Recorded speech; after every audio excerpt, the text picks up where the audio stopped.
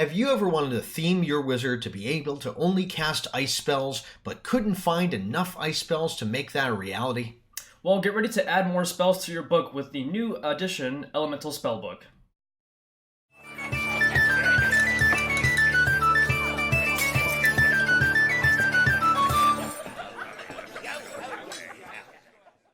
Welcome to the Homebrew Crew. I'm Tony, this is Sean, and today we are going over the Elemental Spellbook.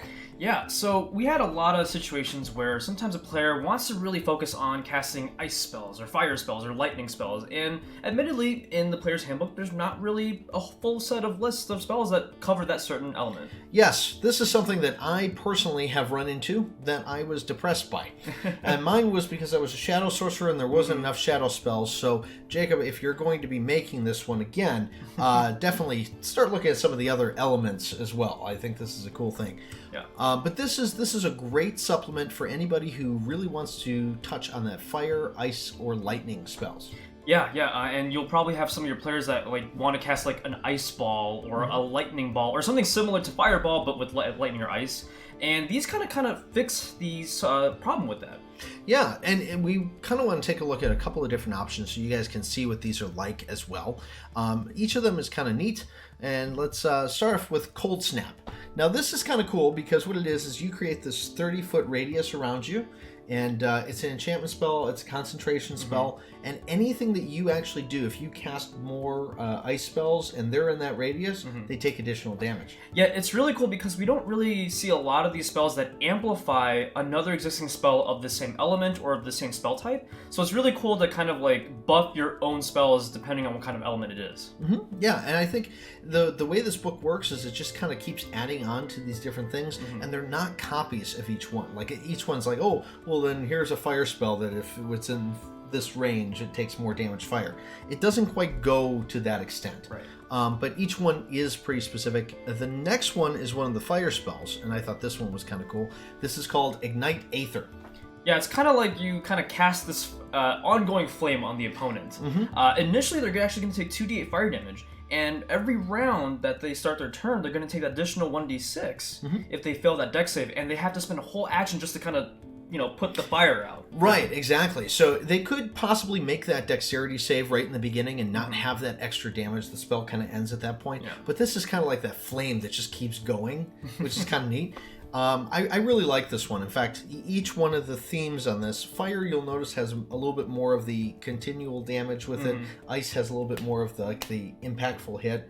And the lightning damage usually has more things where it is either shocking, funny enough, but each one. In fact, the next one I wanted to bring up was the lightning one. This one's called Lightning Rod.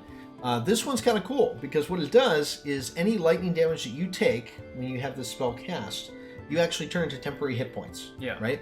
And then after you deal lightning damage yourself, you can then add those temporary hit points right back to whatever.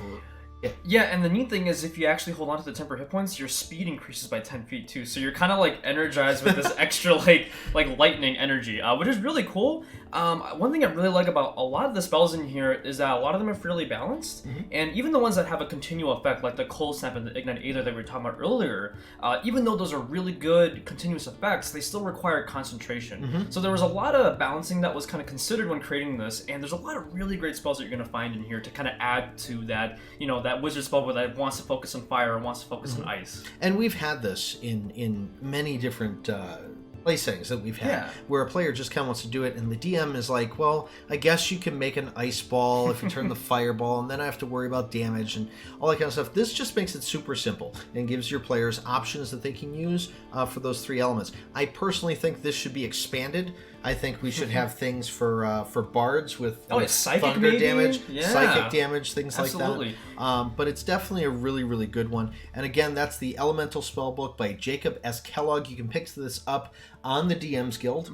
It's a fabulous one with it. It's not super expensive either. It's like $7 or something like that. And you get a lot of pages worth of spells too. It's 80 spells. Yeah, that's the ton thing of that's spells. pretty amazing. It's 80 spells right off the bat. Now remember, if you've got something you'd like us to review or something you'd like to send us, you can send it to us right down there at dmbrewcrew@gmail.com. And of course, we'd always like to thank our Patreons for supporting us as well. Yes, absolutely. Thank you to all our patrons who do support us for the channel. Obviously, all the funds due to going to support new equipment, new things like that.